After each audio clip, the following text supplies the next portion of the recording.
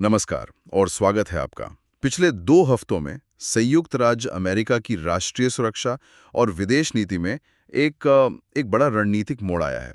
आज हम इसी की गहरी पड़ताल करेंगे। इस विश्लेषण में हमारी मदद कर रहा है प्रोवेव एआई और इसे प्रस्तुत कर रहा है स्टाइलो न्यूज, एआई संचालित न्यूज एप्लीकेशन। जी, 5 दिसंबर को जो नई राष्ट्रीय सुरक्षा रणनीति जारी हुई है, वो दशकों की अमेरिकी विदेश नीति से एक बहुत बड़ा अलगाव है। इसमें कुछ ऐसे बदलाव हैं जो दुनिया के समीकरण बदल सकते हैं। अच्छा, तो चलिए सबसे बड़े बदलाव से शुरू करते हैं। मैंने सुना नेटो को लेकर कुछ हुआ है? बिल्कुल।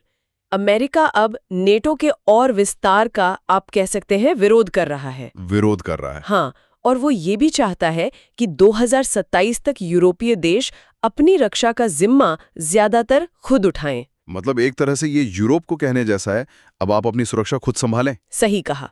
और इसी से जुड़ा है रूस के प्रति उनका नजरिया। अच्छा। रणनीति में रूस को अब एक बड़ा खतरा नहीं बल्कि वैश्विक स्थिरता का गारंटर कहा गया है। 1 मिनट, खतरे से गारंटर तक?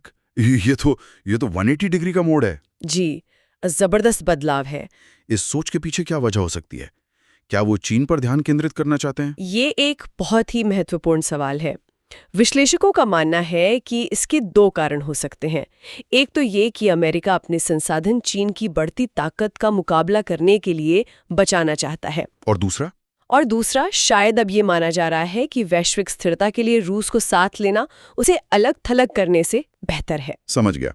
तो एक तरफ यूरोप और रूस से रिश्ते बदल रहे हैं और दूसरी तरफ अमेरिका अपने घर यानी पश्चिमी गोलार्ध पर ज्यादा ध्यान दे रहा है। जी बिल्कुल। इसे कुछ लोग मुनरो सिद्धांत का पुनरुद्धार कह रहे हैं। मुनरो सिद्धांत, जो श्रोता इससे परिचित नहीं है, क्या आप संक्षेप में बता सकती हैं कि ये क्या है? जरूर। मुनरो सिद्धांत 200 साल पुरानी अमेरिकी नीति है। अच्छा। जिसका मूल विचार था कि यूरोपीय शक्तियों को अमेरिकी महाद्वीपों के मामलों में दखल नहीं देना चाहिए। तो आज इसे वापस लाने का मतलब है कि अमेरिका वो जो एक वैश्विक पुलिसकर्मी की भूमिका थी उसे छोड़ रहा है। हाँ, और अपने पड़ोस और अपने हितों को प्राथमिकता दे रहा है।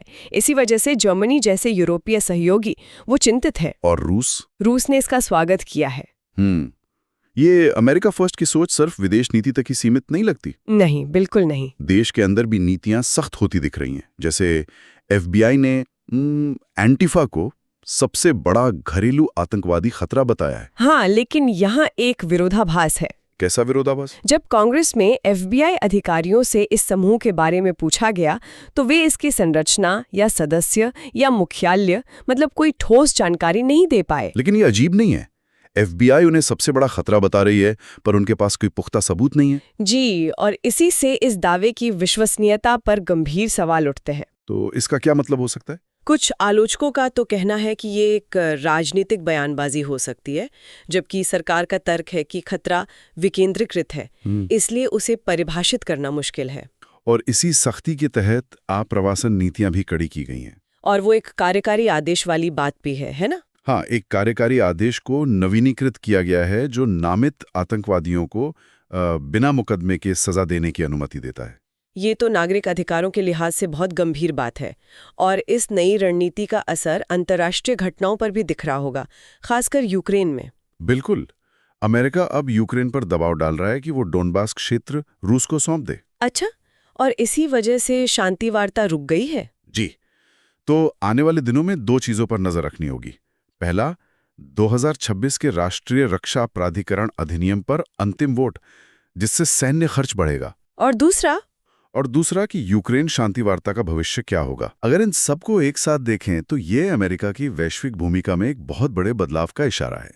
मतलब अमेरिका दुनिया से पीछे नहीं हट रहा, बल्कि अपनी ताकत को फिर से केंद्रित कर रहा है। ये सारी जानकारी स्टाइलो न्यूज द्वारा संकलित की गई है। स्टाइलो न्यूज एक मोबाइल और कंप्यूटर ऐप है जो आपको सैकड़ों पारंपरिक समाचार स्रोतों और एक्स से तुरंत व्यक्तिगत खुफिया शैली की जानकारी देता है।